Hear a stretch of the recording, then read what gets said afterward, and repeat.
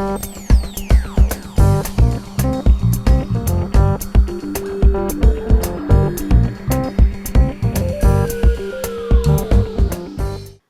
everyone, welcome to today's class. കഴിഞ്ഞ ക്ലാസ്സുകളിലായി 9ാം ക്ലാസ്സിലെ first അധ്യായമായ പരപ്പളവ് എന്ന അധ്യായത്തിലെ പ്രധാന ആശയങ്ങൾ നമ്മൾ ചർച്ച ചെയ്തു. എന്തൊക്കെയാണവ? അതെ, ഒരേ പാദവും ഒരേ പരപ്പളവുമുള്ള വ്യത്യസ്ത ത്രികോണങ്ങൾ വരയ്ക്കാൻ നമ്മൾ പഠിച്ചു. ശരിയല്ലേ? ഏത് ബഹുഭുജത്തെയും ത്രികോണങ്ങളായി ഭാഗിക്കാം എന്നുള്ളത് കൊണ്ട് ഏത് ബഹുഭുജത്തിന്റെ പരപ്പളവും ആ ബഹുഭുജത്തെ വലിയൊരു ത്രികോണമാക്കി മാറ്റി കണ്ടെത്താമെന്നും നമ്മൾ പഠിച്ചു. തുടർന്ന് ഒരു ത്രികോണത്തിന്റെ മൂലയിൽ നിന്നും എതിർവശത്തേക്ക് വരയ്ക്കുന്ന വര ആ വശത്തെ ഏത് അംശബന്ധത്തിലാണോ ഭാഗിക്കുന്നത് അതേ അംശബന്ധത്തിൽ തന്നെയാണ് ത്രികോണങ്ങളുടെ പരപ്പളവിനെ ഭാഗിക്കുന്നു എന്ന നിഗമനത്തിലും നമ്മൾ എത്തി. അതിനുശേഷം നമ്മൾ എന്താണ് പഠിച്ചത്? അതെ, ഒരു കോണിന്റെ സമഭാജി അതിന്റെ എതിർവശത്തെ ഭാഗിക്കുന്നത് കോണിന്റെ വശങ്ങളുടെ അംശബന്ധത്തിലാണെന്നും പഠിച്ചു. ഓക്കെ, ഇന്ന് നമുക്ക് ഈ ആശയങ്ങളെയെല്ലാം മുൻനിർത്തി ടെക്സ്റ്റ് ബുക്കിൽ പറഞ്ഞ ചില ചോദ്യങ്ങൾക്ക് ഉത്തരം കണ്ടെത്താം. ഫസ്റ്റ് ചോദ്യം: ചുവടെയുള്ള ചിത്രത്തിൽ ഒരു ത്രികോണത്തിന്റെ മുകളിലെ മൂലയും താഴത്തെ വശത്തിന്റെ മധ്യബിന്ദുവും യോജിപ്പിച്ച ശേഷം ഈ വരയെ 2:1 എന്ന അംശബന്ധത്തിൽ ഭാഗിക്കുന്ന ബിന്ദുവുമായി മറ്റു രണ്ട് മൂലകൾ യോജിപ്പിക്കുന്നു. രണ്ടാമത്തെ ചിത്രത്തിലെ 3 ചെറിയ ത്രികോണങ്ങളുടെയും പരപ്പളവ് വലിയ ത്രികോണത്തിന്റെ പരപ്പളവിന്റെ 1/3 തെളിയിക്കുക. ചിത്രം ഞാനിവിടെ വരയ്ക്കാം. ഓക്കെ, ആദ്യം ഒരു ത്രികോണം പരിഗണിച്ചു. അതിൻ്റെ ഒരു മൂലയിൽ നിന്നും അതിൻ്റെ എതിർവശത്തിൻ്റെ മധ്യബിന്ദുവിലേക്ക് ഒരു വര വരച്ചു. തുടർന്ന് മറ്റു രണ്ട് മൂലകളിൽ നിന്നും ഈ വരയെ 2:1 എന്ന അംശബന്ധത്തിൽ ഭാഗിച്ച് ത്രികോണങ്ങൾ വരച്ചു. അടുത്ത ത്രികോണം, ടെക്സ്റ്റ് ബുക്കിൽ പറഞ്ഞ 2 ത്രികോണങ്ങൾ ഇതാണ്. ഈ ത്രികോണത്തിൽ ഈ 3 ത്രികോണത്തിന്റെ പരപ്പളവും വലിയ ത്രികോണത്തിന്റെ പരപ്പളവിന്റെ 1/3 തെളിയിക്കുക. ചിത്രത്തിൽ ഇത് നീല ത്രികോണമാണ്.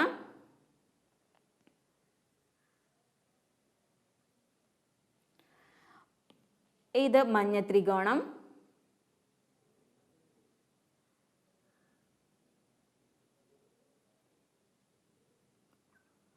മറ്റത് പച്ച ത്രികോണം. ഈ 3 ത്രികോണങ്ങളുടെയും പരപ്പളവ് വലിയ ത്രികോണത്തിന്റെ പരപ്പളവിന്റെ 1/3 തെളിയിക്കുക. നമ്മളുടെ ചോദ്യം അതാണ്. ഓക്കെ, ആദ്യം നമുക്ക് ചോദ്യത്തിൽ പറഞ്ഞതുപോലെ ചെയ്യാം. ഒരു ത്രികോണം പരിഗണിക്കുന്നു. ഓക്കെ, ഞാനൊരു ത്രികോണം പരിഗണിക്കുകയാണ്. ത്രികോണം പരിഗണിച്ചു. എന്താണ് ചോദ്യത്തിൽ പറഞ്ഞത്? ഈ ത്രികോണത്തിന്റെ ഒരു മൂലയിൽ നിന്നും അതിൻ്റെ എതിർവശത്തിൻ്റെ മധ്യബിന്ദുവിലേക്ക് ഞാനൊരു വര വരച്ചു. ഇപ്പോൾ എനിക്ക് 2 ത്രികോണങ്ങൾ കിട്ടി. ശരിയല്ലേ? നമ്മൾ പഠിച്ചു, ഒരു ത്രികോണത്തിന്റെ ഒരു മൂലയിൽ നിന്നും അതിൻ്റെ എതിർവശത്തിന്റെ മധ്യബിന്ദുവിലേക്ക് വരയ്ക്കുന്ന വര ആ ത്രികോണങ്ങളുടെ പരപ്പളവിനെയും സമഭാഗം ചെയ്യുന്നു. ഇപ്പോൾ വലിയ ത്രികോണത്തിന്റെ പരപ്പളവിന്റെ പകുതി ആയിരിക്കില്ലേ ഈ 2 ത്രികോണങ്ങളുടെയും പരപ്പളവ്? ശരിയല്ലേ? ഞാൻ പേര് വിളിക്കാം: എ, ബി, സി, ഡി. അടുത്തതായി ഞാൻ ത്രികോണം ADC പരിഗണിക്കുകയാണ്. ത്രികോണം ADC. യഥാർത്ഥത്തിൽ ADCയുടെ പരപ്പളവ് പകുതിയല്ലേ, ഹാഫ് അല്ലേ വലിയ ത്രികോണം ABCയുടെ പരപ്പളവിന്റെ പകുതി. ഓക്കെ, ഇതിൽ എന്താ പറഞ്ഞത്? ഇതിൻ്റെ A എന്ന് പറയുന്ന വശത്ത് നിന്നും അതിൻ്റെ എതിർവശത്തിലേക്ക് ഞാൻ ഒരു വര വരച്ചു. ആ വരയെ നമുക്ക് E എന്ന് വിളിക്കാം, ആ ബിന്ദുവിനെ. AE എന്ന് പറയുന്ന വര DC എന്ന് പറയുന്ന വശത്തെ 2:1 എന്ന അംശബന്ധത്തിൽ ഭാഗിച്ചു. അങ്ങനെയാണെങ്കിൽ എനിക്കിപ്പോൾ ഈ കിട്ടിയ 2 ത്രികോണങ്ങളുടെയും പരപ്പളവ് എന്തായിരിക്കും? നമുക്ക് ആദ്യ ത്രികോണം നോക്കാം. ത്രികോണം AEC. ത്രികോണം AECയുടെ പരപ്പളവ് എന്തായിരിക്കും? ഒരു ത്രികോണത്തിൻ്റെ ത്രികോണത്തിൻ്റെ ഒരു മൂലയിൽ നിന്നും അതിൻ്റെ എതിർവശത്തേക്ക് വരയ്ക്കുന്ന വര ആ വരയെ ഏത് അംശബന്ധത്തിലാണോ ഭാഗിക്കുന്നത് അതേ അംശബന്ധത്തിൽ തന്നെയായിരിക്കും പരപ്പളവിനെയും ഭാഗിക്കുന്നത്. നമ്മൾ ചർച്ച ചെയ്ത പ്രധാന ആശയം. ശരിയല്ലേ? ഈ ത്രികോണം ADCയുടെ പരപ്പളവ് പകുതിയാണ്, വലിയ ത്രികോണം ABCയുടെ പകുതിയാണ്. അങ്ങനെയാണെങ്കിൽ ത്രികോണം എ ഡി സിയുടെ പരപ്പളവ് എത്രയായിരിക്കും? അതെ, 1/2 ഇൻറ്റു 2 ഡിവൈഡഡ് ബൈ 3. 2:1 എന്ന അംശബന്ധത്തിലല്ലേ ഭാഗിക്കുന്നത്? 1/2 into 2/3. 1 into 2 2 divided by 2 into 3 6. 2/6 2/6. 2/6 നമുക്ക് ചെറുതാക്കാലോ. എത്ര കിട്ടി? 1/3. അങ്ങനെയാണെങ്കിൽ ത്രികോണം എ ഇ സിയുടെ പരപ്പളവ് 1/3. ഇനി നമുക്ക് ആരുടെ പരപ്പളവ് കണ്ടുപിടിക്കണം? ചെറിയ ത്രികോണം എ ഡി ഇയുടെ പരപ്പളവ് കണ്ടുപിടിക്കണം. ചെയ്തു നോക്കാം. ത്രികോണം എ ഡി ഇയുടെ പരപ്പളവ്. വലിയ ത്രികോണത്തിൻ്റെ പരപ്പളവ് 1/2. അതിൻ്റെ 1/3 അതല്ലേ പറയുന്നത്? 2:1 എന്ന അംശബന്ധത്തിൽ ഭാഗിക്കുന്നു. അങ്ങനെയാണെങ്കിൽ 1 ഡിവൈഡഡ് ബൈ 3 1/3. 1/2 ഇൻറ്റു 1/3. അംശങ്ങൾ തമ്മിൽ ഗുണിച്ചാൽ 1 ഇൻറ്റു 1 1. ഛേദം 2 into 3 2 into 3 6. അപ്പോൾ ഈ ചെറിയ ത്രികോണം എ ഡി ഇ എന്ന് പറയുന്ന ഈ ചെറിയ ത്രികോണത്തിൻ്റെ പരപ്പളവ് എത്രയാണ്? 1/6 1/6. ഇനി നമുക്ക് ഏത് ത്രികോണം പരിഗണിക്കണം? ഡി ബി സി എന്ന് പറയുന്ന ഈ ത്രികോണം പരിഗണിക്കണം. ഓക്കെ, നമുക്ക് പരിഗണിക്കാം. ഡി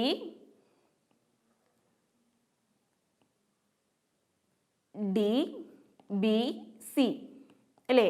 ഈ ഡി ബി സി യഥാർത്ഥത്തിൽ എന്താണ്? വലിയ ത്രികോണം എ ബി സിയെ ഡി സി എന്ന് പറയുന്ന വര ഭാഗിച്ചപ്പോൾ എനിക്ക് 2 ത്രികോണങ്ങൾ കിട്ടി. ത്രികോണം എ ഡി സിയും ത്രികോണം ബി ഡി സിയും. ആദ്യം ത്രികോണം എ ഡി സി പരിഗണിച്ചു. എ എന്ന വര ആ ത്രികോണത്തെ 2 ത്രികോണങ്ങളാക്കി മാറ്റി. എ ഇ എന്ന് പറയുന്ന ഈ വര ഡി ഇ ഡി സി എന്ന് പറയുന്ന വരയെ 2:1 എന്ന അംശബന്ധത്തിൽ ഭാഗിച്ചു. അതേ പ്രകാരം ആ 2 ത്രികോണങ്ങളുടെ പരപ്പളവ് 1/3 1/6 എന്നിങ്ങനെ കണ്ടെത്തി. ശരിയാണല്ലോ. അടുത്തതായി നമ്മൾ ത്രികോണം ഡി ബി സി പരിഗണിച്ചു. ബി എന്ന് പറയുന്ന ഈ മൂലയിൽ നിന്നും ഡി സിയിലേക്ക് ഒരു വര വരച്ചു. അത് ത്രികോണത്തെ ഈ വശത്തെ ഡി സി എന്ന് പറയുന്ന ഈ വശത്തെ 2:1 എന്ന അംശബന്ധത്തിൽ ഭാഗിച്ചു. ഡി ബി സിയുടെ പരപ്പളവ് നമ്മൾ കണ്ടുപിടിച്ചു. പകുതി 1/2. എ ബി സി എന്ന് പറയുന്ന വലിയ ത്രികോണത്തിന്റെ പരപ്പളവിന്റെ പകുതി 2:1 എന്ന അംശബന്ധത്തിൽ ഭാഗിച്ചു. എന്താണ് നമ്മളിവിടെ പ്രയോഗിക്കുന്നത്? ഏത് ആശയമാണ്? ഒരു ത്രികോണത്തിന്റെ ഒരു മൂലയിൽ നിന്നും അതിൻ്റെ എതിർവശത്തേക്ക് വരയ്ക്കുന്ന വര ആ വശത്തെ ഏത് അംശബന്ധത്തിലാണോ ഭാഗിക്കുന്നത് അതേ അംശബന്ധത്തിൽ പരപ്പളവിനെയും ഭാഗിക്കുന്നു. ഇവിടെ ഡി സി എന്ന് പറയുന്ന വരയെ 2:1 എന്ന അംശബന്ധത്തിൽ ഭാഗിക്കുന്നു. അങ്ങനെയാണെങ്കിൽ ത്രികോണം ബി ഇ സിയുടെ പരപ്പളവ് എത്രയാ വരാ? 1/2 ഇൻറ്റു 2/3. അംശം 1ഉം 2ഉം 1 ഇൻറ്റു 2 2. ഛേദം എത്രയാണ്? 2ഉം 3ഉം. 2 ഇൻറ്റു 3 6. 2/6 നമുക്ക് ഒന്നുകൂടി ചെറുതാക്കാം അല്ലേ? എത്രയാണ്? 1/3 1/3. അപ്പോൾ എനിക്ക് ഈ ത്രികോണത്തിൻ്റെ പരപ്പളവ് 1/3 എന്ന് കിട്ടി.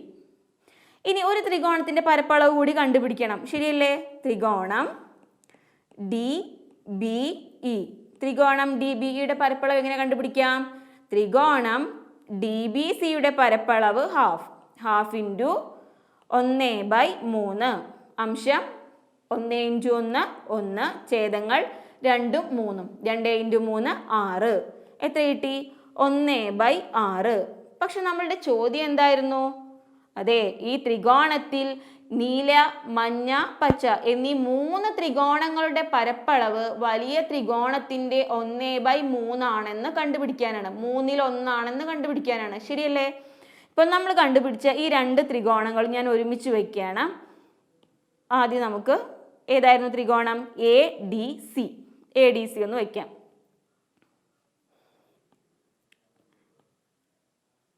A D C. A D സിയിൽ എയിൽ നിന്നും നമ്മളൊരു വര വരച്ചു. തുടർന്ന് ഈ 2 ത്രികോണങ്ങളുടെ പരപ്പളവ് കണ്ടെത്തി. 1/3ഉം 1/6ഉം. അടുത്തായി നമുക്ക് ത്രികോണം ഡി ബി സി ഒരുമിച്ച് വയ്ക്കാം. D B C. ബിയിൽ നിന്നും ഇയിലേക്ക് ഒരു വര വരച്ചു. എനിക്ക് 2 ത്രികോണങ്ങൾ കിട്ടി. ഈ ത്രികോണത്തിൻ്റെ പരപ്പളവ് 1/3. ഈ ത്രികോണത്തിൻ്റെ പരപ്പളവ് 1/6. നോക്കൂ, നമ്മുടെ ചിത്രത്തിൽ പറഞ്ഞ നീലത്രികോണം, ഇതല്ലേ നീലത്രികോണമായി വന്നത്? ഈ ത്രികോണത്തിൻ്റെ പരപ്പളവ് നമുക്കിവിടെ കിട്ടി. എത്രയാണ്? 1/3. വലിയ ത്രികോണത്തിൻ്റെ 1/3. ശരിയാണല്ലോ. നമ്മൾ പരപ്പളവ് കണ്ടുപിടിച്ചപ്പോൾ 1/3 കിട്ടി. അപ്പോൾ നീലത്രികോണത്തിൻ്റെ പരപ്പളവ് വലിയ ത്രികോണത്തിൻ്റെ 1/3. വലിയ ത്രികോണത്തിൻ്റെ 1/3.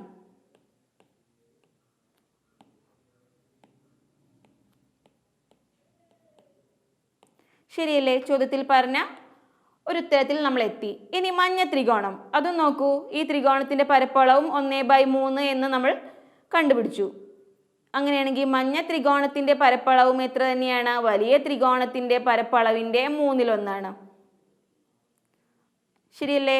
മഞ്ഞ ത്രികോണത്തിൻ്റെയും പരപ്പളവ് വലിയ ത്രികോണത്തിൻ്റെ 1/3. വലിയ ത്രികോണത്തിൻ്റെ 1/3. ഇനി ആരെ കണ്ടുപിടിക്കണം? പച്ച ത്രികോണത്തിൻ്റെ പരപ്പളവ്. നോക്കൂ, ഈ രണ്ട് ചെറിയ ത്രികോണങ്ങൾ ചേർന്നതല്ലേ നമ്മുടെ പച്ച ത്രികോണം? ഈ ചെറിയ ത്രികോണത്തിൻ്റെ പരപ്പളവ് 1/6. അതുപോലെ ഈ ചെറിയ ത്രികോണത്തിൻ്റെ പരപ്പളവും 1/6. 1/6 പ്ലസ് 1/6 എത്രയാണ് വരുന്നത്? ഛേദം തുല്യമാണ്. ശരിയല്ലേ? അങ്ങനെയാണെങ്കിൽ അതേ ഛേദം നമുക്ക് എഴുതാം. അംശങ്ങൾ തമ്മിൽ കൂട്ടുക. അംശം എത്രയാണ് വരുന്നത്? 1 1. 1 പ്ലസ് 1 2. 2/6. 2/6 എത്രയാണ്? 1/3. നമുക്ക് എന്ത് കിട്ടി? ഈ പച്ച ത്രികോണത്തിൻ്റെയും പരപ്പളവ് എത്ര തന്നെയാണ്? 1/3. വലിയ ത്രികോണത്തിൻ്റെ 1/3 തന്നെയാണ്. വലിയ പച്ച ത്രികോണത്തിൻ്റെയും പരപ്പളവ് വലിയ ത്രികോണത്തിൻ്റെ 1/3 തന്നെയാണ്. നമ്മുടെ ചോദ്യം എന്തായിരുന്നു? ഈ 3 ത്രികോണങ്ങളുടെയും പരപ്പളവ് വലിയ ത്രികോണത്തിൻ്റെ പരപ്പളവിൻ്റെ 1/3 തെളിയിക്കാൻ. വലിയ ത്രികോണത്തിൻ്റെ പരപ്പളവിൻ്റെ 1/3. ഉത്തരത്തിലെത്തിയല്ലോ.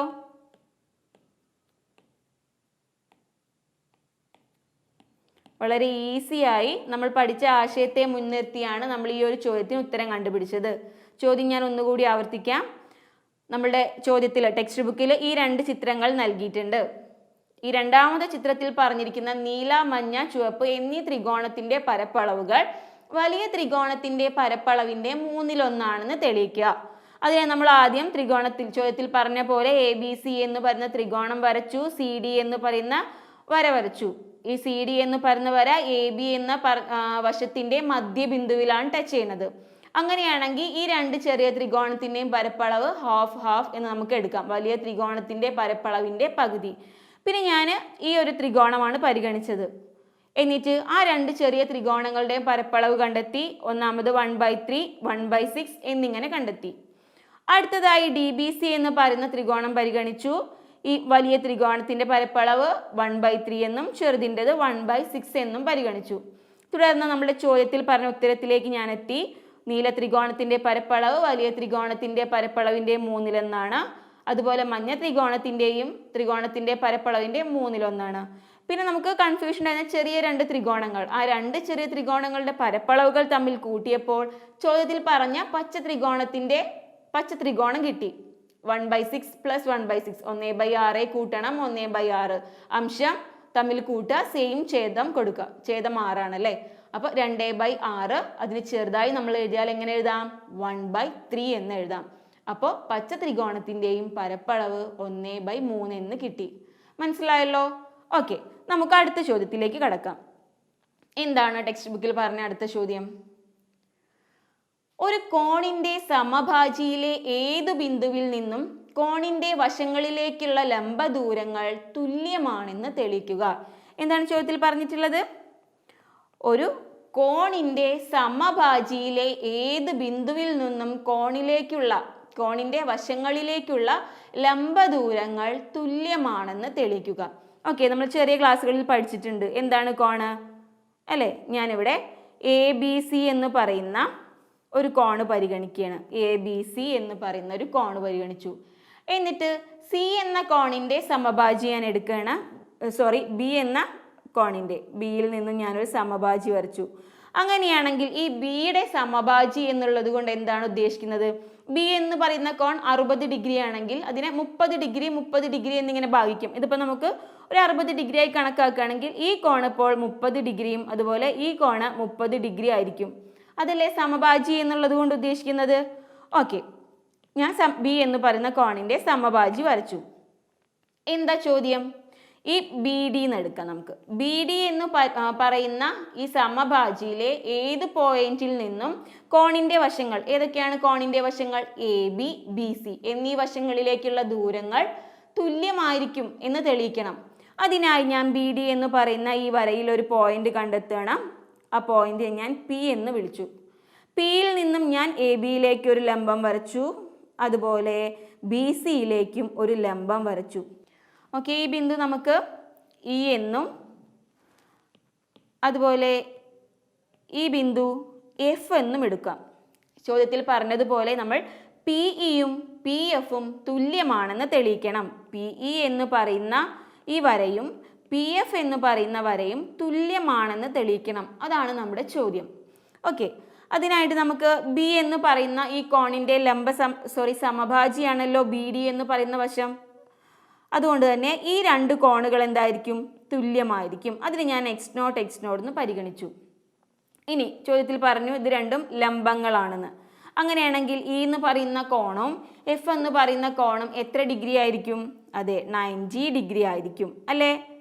പിന്നെ നിങ്ങൾ ചെറിയ ക്ലാസ്സുകളിൽ പഠിച്ചിട്ടുണ്ട്, ഇതിപ്പം ഒരു ത്രികോണം നമ്മൾ പരിഗണിക്കുകയാണെങ്കിൽ 3 കോണുകളുടെ തുക 180 ഡിഗ്രി ആയിരിക്കും. ഇവിടെ നമുക്ക് 2 ത്രികോണങ്ങളുണ്ട്. ത്രികോണം ബി പി ഇയും ത്രികോണം ബി പി എഫും. ഈ 2 ത്രികോണം പരിഗണിച്ചാൽ ആര് കോമൺ ആണ്? ബി എന്ന് പറയുന്ന കോണ് തുല്യമാണ്. രണ്ടിലെയും കോൺ ബി തുല്യമാണ്. അതുപോലെ കോൺ ഇയും കോൺ എഫും എത്രയാണ്? 90 ഡിഗ്രിയാണ്. കാരണം എന്താണ്? വശങ്ങളിലേക്കുള്ള ലംബ ദൂരങ്ങൾ എന്നാണ് ചോദ്യത്തിൽ പറഞ്ഞിട്ടുള്ളത്. അങ്ങനെയാണെങ്കിൽ കോൺ പിയും എന്ത് തന്നെയായിരിക്കും? 2 ത്രികോണത്തിലെയും കോൺ പികളും എന്ത് തന്നെയായിരിക്കും? തുല്യമായിരിക്കും. ചെറിയ ക്ലാസ്സിൽ പഠിച്ചിട്ടുണ്ട്, തുല്യമായ കോണുകൾക്കെതിരെ വരുന്ന വശങ്ങൾ തുല്യം, അതുപോലെ തുല്യ കോണുകൾക്കെതിരെ വരുന്ന വശങ്ങളും തുല്യം. അത് പ്രകാരം നമുക്ക് എന്ത് കിട്ടി? എക്സ് നോട്ടിനെതിരെ വരുന്ന വശങ്ങളാണ് പി ഇയും പി എഫും. അതുകൊണ്ട് തന്നെ ഈ 2 വശങ്ങളും എന്തായിരിക്കും? തുല്യമായിരിക്കും. ഈ 2 വശങ്ങളും തുല്യമായിരിക്കും. മനസ്സിലായില്ലേ? ഓക്കെ, അടുത്ത ചോദ്യം. ചിത്രത്തിൽ എ ബി സി എന്ന് പറയുന്ന ത്രികോണത്തിന്റെ എ സി എന്ന വശം സി ബി എന്ന വശത്തിന്റെ നീളവും ചേർന്ന് ഡിയിലേക്ക് നീട്ടിയിരിക്കുന്നു. തുടർന്ന് ഡി ബിക്ക് സമാന്തരമായി സിയിൽ കൂടി വര വരച്ചു. എ ബിയിലെ ഇയിൽ മുട്ടിക്കുന്നു. ഓക്കെ, ഇതിലെ ഫസ്റ്റ് ചോദ്യം വരുന്നത് സിഇ എന്ന വര കോൺ സിയെ സമഭാഗം ചെയ്യുന്നുവെന്ന് തെളിയിക്കുക. ഓക്കെ, ടെക്സ്റ്റ് ബുക്കിൽ പറഞ്ഞ ത്രികോണം ഞാനിപ്പോൾ ഇവിടെ വരയ്ക്കാം. ത്രികോണം എ ബി സി. ആദ്യം നമുക്ക് ആരെ വരയ്ക്കാം? ത്രികോണം എ ബി സി വരച്ചു. ഇനി എന്താ പറഞ്ഞത്? ബി സി എത്ര സെന്റിമീറ്റർ ആണോ അത് എ സിയോട് കൂടി ചേർന്ന് ഡി എന്ന് പറയുന്ന ബിന്ദുവിൽ മുട്ടി. ഓക്കെ, എന്നിട്ട് ബി ഡി യോജിപ്പിച്ചു. ഇനി എന്താണ്? സിയിൽ നിന്നും എ ബിയിലേക്ക് ഒരു വര വരച്ചിട്ടുണ്ട്. അത് സിഇ എന്ന് പറയുന്ന വര വരച്ചു. ചോദ്യത്തിൽ പറഞ്ഞിട്ടുണ്ട് ഈ സിഇ ബി ഡി എന്നിവ സമാന്തര വരകളാണ്. സിഇ സമാന്തരമാണ്. ആർക്ക്? ബി ഡി എന്ന് പറയുന്ന വശത്തിന് സമാന്തരമാണ്. നമ്മുടെ ഫസ്റ്റ് ചോദ്യം ഇതാണ്, സിയിൽ നിന്നും വരച്ച ഈ വര സിഇ എന്ന് പറയുന്ന ഈ വരയിലെ കോൺ സിയെ സമഭാഗം ചെയ്യുന്നുവെന്ന് തെളിയിക്കണം. സിഇ എന്ന് പറയുന്ന വര കോൺ സിയെ സമഭാഗം ചെയ്യുന്നു എന്ന് തെളിയിക്കണം. ഇതാണ് നമ്മുടെ ഫസ്റ്റ് ചോദ്യം. എങ്ങനെ തെളിയിക്കാം? ഓക്കെ, നമുക്കറിയാം സി ഇ ആർക്ക് പാരലാണ്? ബി ഡി എന്ന് പറയുന്ന ലൈനും സി ഇ എന്ന് പറയുന്ന ലൈനും സമാന്തരമാണ്. ചെറിയ ക്ലാസ്സിൽ പഠിച്ചിട്ടുണ്ട്. നമ്മൾ ഈ കോൺ x0 എന്ന് പരിഗണിക്കുകയാണെങ്കിൽ നമുക്ക് കോൺ ഡിയും എത്ര തന്നെ കിട്ടും? x0. എന്തുകൊണ്ടാണത്? സി ഇ എന്ന് പറയുന്ന വരയും ബി ഡി എന്ന് പറയുന്ന വരയും സമാന്തരമാണ്, ഒരിക്കലും കൂട്ടിമുട്ടുന്നില്ല, ശരിയല്ലേ? അതുകൊണ്ട് തന്നെ ഈ സമാന്തര വരകളായതുകൊണ്ട് തന്നെ ഈ കോണും എത്ര ആയിരിക്കും? x0. അപ്പോൾ സി എന്ന് പറയുന്ന ഈ കോണിനെ സി ഇ എന്ന് പറയുന്ന വര സമഭാഗം ചെയ്യുന്നു. എങ്ങനെ നമ്മൾ എഴുതിയത്? സി ഇയും ബി ഡിയും പാരലൽ ആയതുകൊണ്ട്, സമാന്തരമായതുകൊണ്ട് കോൺ സി ഏത്? കോൺ എ സി ഇയും അതുപോലെ കോൺ എ ഡി ബിയും തുല്യം. സമാന്തര വരകളായതുകൊണ്ട് തന്നെ കോൺ എ സി ഇയും കോൺ ഇ സി ബിയും തുല്യം. അതിൽ നിന്ന് എന്ത് മനസ്സിലായി? സി ഇ എന്ന് പറയുന്ന വര കോൺ സി എ സമഭാഗം ചെയ്യുന്നു. ഉത്തരത്തിലെത്തി. ഇതേ ചോദ്യത്തിൽ തന്നെ വരുന്ന അടുത്തൊരു ചോദ്യമാണ്, ഇതുപയോഗിച്ച് 8 സെന്റിമീറ്റർ നീളമുള്ള ഒരു വരയെ 4:5 എന്ന അംശബന്ധത്തിൽ ഭാഗിക്കുന്നതെങ്ങനെ? ഇതേ ആശയത്തെ മുൻനിർത്തിയിട്ടാണ് നമ്മൾ ഈ ചോദ്യത്തിന് ഉത്തരം കണ്ടുപിടിക്കുന്നത്. 8 സെന്റിമീറ്റർ വരുന്ന ഈ വരയെ 4:5 എന്ന അംശബന്ധത്തിൽ ഭാഗിക്കണം. ഓക്കെ, അതിനായി ഞാൻ ത്രികോണത്തിന് പേര് കൊടുക്കാം നമുക്ക് എ ബി. ഇനി സി എന്ന് പറയുന്ന ഒരു വര കണ്ടു, ഇത് 4 സെന്റിമീറ്റർ. എത്രയാണ്? ഈ വര നമുക്ക് 5 സെന്റിമീറ്റർ എന്ന് പരിഗണിക്കാം. ഇനി ചോദ്യത്തിൽ പറഞ്ഞത് എന്താണ്? ബി സി എന്ന് പറഞ്ഞ വശത്തെ നീട്ടണം. എത്ര സെന്റിമീറ്റർ നീട്ടണം? സിയിൽ നിന്നും 5 സെന്റിമീറ്റർ. കാരണം ബി സി എത്രയാണ്? 5 സെന്റിമീറ്റർ. 5 സെന്റിമീറ്റർ നീട്ടി ഡി എന്ന് പറയുന്ന ഒരു ബിന്ദു ഞാൻ കണ്ടുപിടിച്ചു. ബി ഡി യോജിപ്പിച്ചു. നമുക്കറിയാം സി ഡി എത്രയാണ്? 5 സെന്റിമീറ്റർ. അടുത്തതായി ഞാൻ സിയിൽ നിന്നും എ ബിയിലേക്ക് ഒരു വര വരയ്ക്കണം. എ ബിയിലേക്ക് ഒരു വര വരച്ചു. C E. നമുക്കറിയാം ആരൊക്കെ പാരലലാണ്? സി ഇ എന്ന് പറയുന്ന വശവും ആർക്ക് പാരലലാണ്? ബി ഡി എന്ന് പറയുന്ന വശത്തിന് പാരലാണ്, സമാന്തരമാണ്. സി ഇ എന്ന് പറയുന്ന വരയും ബി ഡി എന്ന് പറയുന്ന വരയും സമാന്തരമാണ്. പക്ഷെ നമ്മുടെ ചോദ്യം സി ഇ എന്ന് പറയുന്ന ഈ വര എ ബി എന്ന് പറയുന്ന 8 സെന്റിമീറ്റർ വരുന്ന ഈ വശത്തെ 4:5 എന്ന അംശബന്ധത്തിൽ ഭാഗിക്കുന്നു. നമുക്ക് എങ്ങനെ തെളിയിക്കാം? ഈ ചോദ്യം നിങ്ങൾ മുന്നേ പഠിച്ച ആശയങ്ങളുമായി ഒന്ന് കണക്ട് ചെയ്യാൻ സാധിക്കുന്നുണ്ടോ? ഒന്ന് ഓർത്ത് നോക്കൂ. നമ്മൾ മുന്നേ പഠിച്ചിട്ടുണ്ട്, ഒരു കോണിന്റെ സമഭാജി എതിർവശത്തെ ഭാഗിക്കുന്നത് കോണിന്റെ വശങ്ങളുടെ അംശബന്ധത്തിലാണ്. ഇവിടെ സി എന്ന് പറയുന്ന ഈ കോണിന്റെ സമഭാജിയാണ് സി ഇ. ഈ വര എ ബി എന്ന് പറയുന്ന ഈ വശത്തെ ഭാഗിക്കുന്നത് കോണിന്റെ വശങ്ങളുടെ അംശബന്ധത്തിൽ. കോണിന്റെ വശങ്ങളുടെ എത്രയാണ് വരുന്നത്? A C 4 centimetre, B C 5 centimetre. അങ്ങനെയാണെങ്കിൽ എ ഇ എന്ന് പറയുന്ന വശം എത്രയായിരിക്കും? എ ഇ എന്ന് പറയുന്ന വശത്തെ 4:5, എ ബി എന്ന് പറയുന്ന ഈ വലിയ വശത്തെ 4:5 എന്ന അംശബന്ധത്തിൽ ഭാഗിക്കുന്നു. എ ബി 8 സെന്റിമീറ്റർ, 4/9 അല്ലേ? അതുപോലെ ഇ ബി എത്രയായിരിക്കും? 8 × 5/9. നമ്മൾ മുന്നേ പഠിച്ച ആശയമാണത്. ഒരു കോണിന്റെ സമഭാജി എതിർവശത്തെ ഭാഗിക്കുന്നത് കോണിന്റെ വശങ്ങളുടെ അംശബന്ധത്തിലാണ്. ഇവിടെ സി എന്ന് പറയുന്ന കോണിന്റെ സമഭാജിയാണ് സി ഇ. കോണിന്റെ വശങ്ങൾ A C 4 centimetre, B C 5 centimetre. അങ്ങനെയാണെങ്കിൽ സി ഇ എന്ന് പറയുന്ന വര എ ഇ, ഇ ബി എന്നിങ്ങനെ ആരെ ഭാഗിക്കുന്നു? എ ബിയെ ഭാഗിക്കുന്നു. അത് 4:5 എന്ന അംശബന്ധത്തിലായിരിക്കും. മനസ്സിലായല്ലോ? ഇതിൽ തന്നെ പറയുന്ന ഒരു മൂന്നാമത്തെ ചോദ്യം ഇതാണ്. 8 സെന്റിമീറ്റർ നീളമുള്ള വരയെ 3:4 എന്ന അംശബന്ധത്തിൽ ഭാഗിക്കാൻ ഇത് ഉപയോഗിക്കാൻ കഴിയുമോ? നമുക്കറിയാം വശങ്ങൾ 8 സെന്റിമീറ്റർ, 3 സെന്റിമീറ്റർ, 4 സെന്റിമീറ്റർ വരുന്നൊരു ത്രികോണം വരയ്ക്കുക എന്നത് എന്തല്ല? പോസിബിൾ അല്ല, നമുക്ക് വരയ്ക്കാൻ സാധിക്കില്ല. പക്ഷേ ഈ വശങ്ങൾ 3:4 വരുന്ന രീതിയിൽ നമുക്ക് വരയ്ക്കാൻ കഴിയും. അതിനായി ഇപ്പം ഒരു വശം 4.5ഉം മറ്റൊരു വശം 6 സെന്റിമീറ്ററും പരിഗണിച്ചാൽ പോരെ? ഓക്കെ, ഞാനൊരു ത്രികോണം വരയ്ക്കുകയാണ്.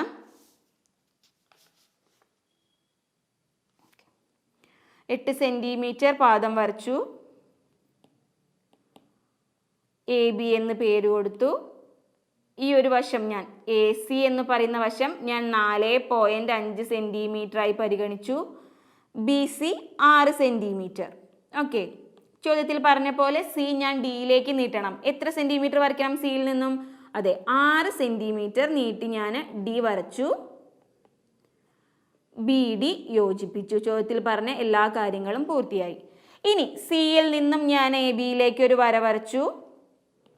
സിഇ എന്ന് പേര് കൊടുത്തു. നമുക്കറിയാം സിഇയും ബി ഡിയും സമാന്തര വരകളാണ്.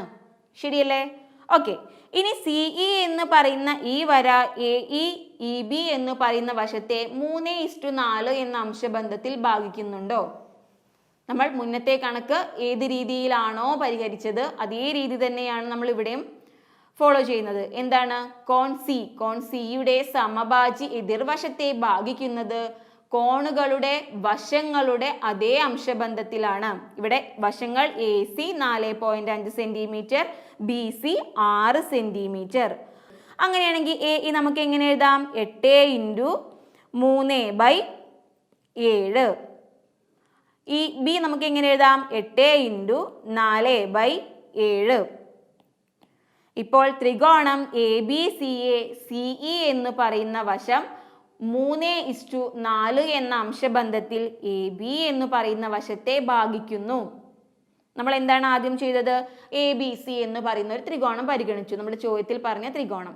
തുടർന്ന് ബി സി എത്ര സെൻറ്റിമീറ്റർ ആണോ അത്രയും നമ്മൾ സിയിൽ നിന്നും ഡിയിലേക്ക് നീട്ടി. തുടർന്ന് ബി ഡി യോജിപ്പിച്ചു. നമുക്കറിയാം ബി ഡിയും സിഇയും സമാന്തര വരകളാണ്. പിന്നെ ചെയ്തത് കോൺ സിയിൽ നിന്നും ഒരു സമഭാജി വരച്ചു. ആരാണത്? സിഇ എന്ന് പറയുന്ന സമഭാജി വരച്ചു എ ബി എന്ന് പറയുന്ന വശത്തിലേക്ക്. ശരിയല്ലേ? നമ്മുടെ ചോദ്യം എ ഇ ബി എന്ന് പറയുന്ന വശത്തെ 3:4 എന്ന അംശബന്ധത്തിൽ ഭാഗിക്കണം.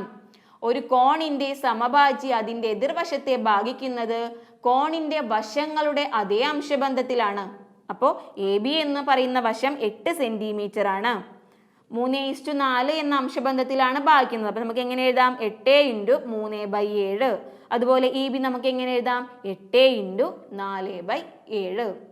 വളരെ ഈസിയായി നമ്മൾ പഠിച്ച എല്ലാ ആശയങ്ങളെയും മുൻനിർത്തിയാണ് ഈ 3 ചോദ്യങ്ങൾക്ക് നമ്മൾ ഉത്തരം കണ്ടെത്തിയത്. ശരിയല്ലേ? ചാപ്റ്ററിലെ പ്രധാന ആശയങ്ങളെ മുൻനിർത്തി മിക്ക ചോദ്യങ്ങൾക്കും, ടെക്സ്റ്റ് ബുക്കിൽ പറഞ്ഞ മിക്ക ചോദ്യങ്ങൾക്കും നമ്മൾ ഉത്തരം കണ്ടെത്തി. ബാക്കി ഭാഗവുമായി അടുത്ത ക്ലാസ്സിൽ കാണാം. ഇന്നത്തെ ക്ലാസ് എല്ലാവർക്കും ഇഷ്ടമായെങ്കിൽ ലൈക്ക് ചെയ്യുക, കൂട്ടുകാരിലേക്ക് ഷെയർ ചെയ്യുക, ചാനൽ സബ്സ്ക്രൈബ് ചെയ്യുക. വീണ്ടും കാണും വരെ നന്ദി. Thank you.